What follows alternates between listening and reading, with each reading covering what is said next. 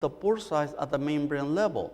And by increasing that pore size, we can introduce the action of your own immune system as well as the action of your of the electron inside the cell where it is needed. Other action that has the DMSO has to do that it crosses the blood-brain barrier. And by doing so, we can carry in the action of your own immune system as well as the action of the cyanide. Now, this is a patient that we treat in the years of 1983 when Dr. Manner and myself were working together at the Manner Clinic. He was only 3 or 4 years age, and he was dealing with a tumor located at the brainstem, a tumor which is inoperable due to the high risk of bleeding. So he came into Mexico, into Tijuana, Mexico. He was pretty much under coma. He was given only 6 to 9 months to live. So we put him under the therapy, and we were, honestly speaking, we were very skeptical that we could help him.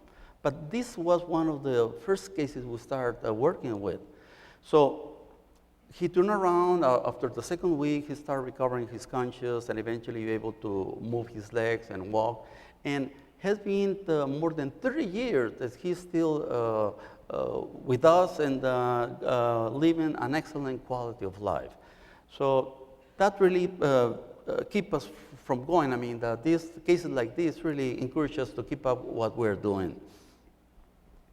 Ascorbic acid is another important component of this Manner cocktail, or where is already documented how it inhibits the tumor growth, increases the production of your own interferon, and also stop the propagation of certain nitrous compounds, which are mostly present in bacon, smoked fish, and they are strongly linked with colon cancer, stomach cancer. The nice part of the ascorbic acid is that it has the ability to block that carcinogenic effect of these nitrous compounds. Now, we apply this basic daily cocktail where Letreo, DMSO, and ascorbic acid are administered in an IV solution during 2 or 3 hours as one of the basic aspects of the therapy. From here, we move up into a third area of the therapy at the clinic where we stimulate an immune response. So we are involved with different vaccines that stem from transient factor, autologous vaccine, dendritic cells, and so on. Iscador is one of the products that we cannot get here in the States nor in Mexico. We have to import this Iscador from Europe. This comes from the mistletoe, which is a semi-parasitic plant that lives on certain trees. The action of the Iscador has to do with stimulate the production of your own natural killers. It helps the process of prevent the process of metastasis and enhance the process of apoptosis, which is a natural cancer cell death. At the meantime, it can make the cancer cell behave less aggressive, and has already documented that it helps reducing the tumor size. Now, this is another part of the immune therapy that we provide.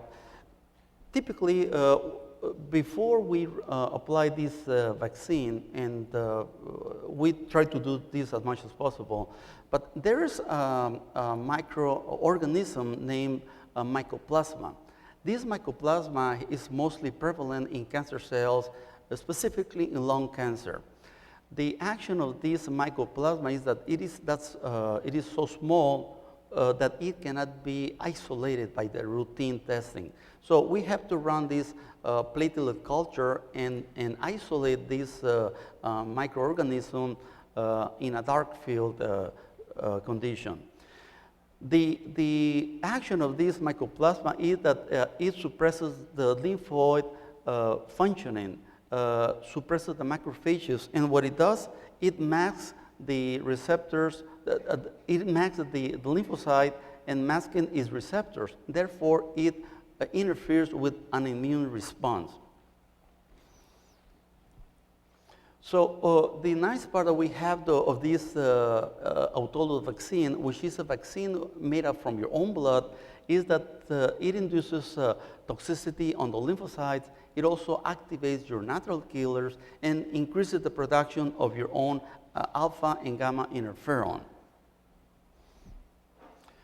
Up to this point, this is what we are doing in cases that show a slow tumor behavior or non-aggressive behavior.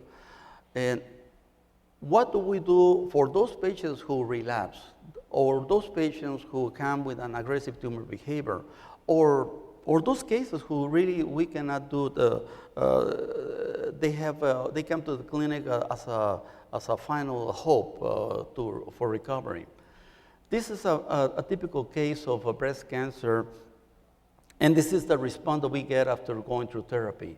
What we do in these cases is we screen the test, the EASE case, which we scan we establish certain parameters of response through scans, through ultrasounds, and we draw blood from the patients and we submit this blood specimen into Greece or into Germany. And what we get here is a test called chemosensitivity test, where they can isolate and they make cultures and they test different chemo drugs that will be more sensitive to cancer cells in destroying the cancer cells. So at the end, we have a report, and it takes only about 7 days, and we get a written report from which chemotherapies will be the most useful in a given cancer patient. We also get a report of biologic therapy, and this is done only in Greece, not in Germany. In Greece, they also give us a report, provide us a report, and they test the Letrio. They test about 30 different natural therapies that will be useful in fighting the cancer.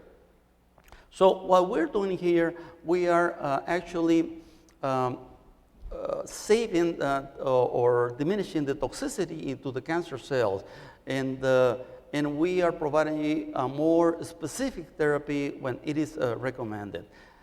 Now, with this on hand, with this report on hand, we move into our next step, and we use IPT therapy, where we can use low-dose chemotherapies. And we're talking about only 10–20% of the regular dose of chemotherapy.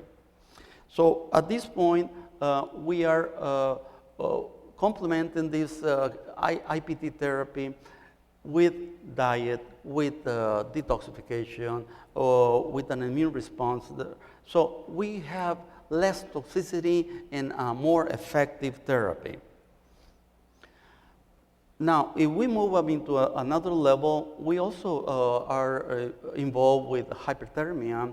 We have been trained in China, Italy, Germany. So we became involved with hyperthermia, and I really became so impressed after seeing all the responses that they've been getting in other countries by the use of hyperthermia. Hyperthermia, actually, what it does, it helps the process of apoptosis, which is a natural cancer cell death, and also it helps inhibiting the circulation in a given tumor.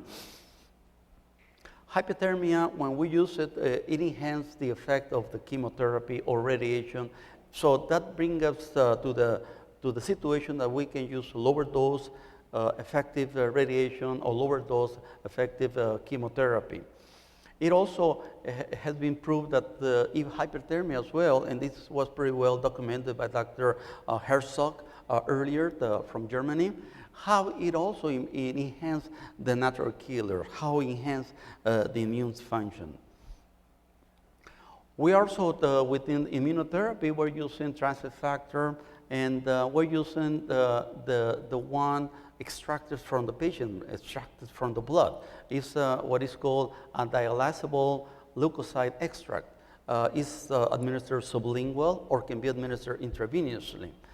Have been very helpful in lymphomas, breast cancer, multiple sclerosis.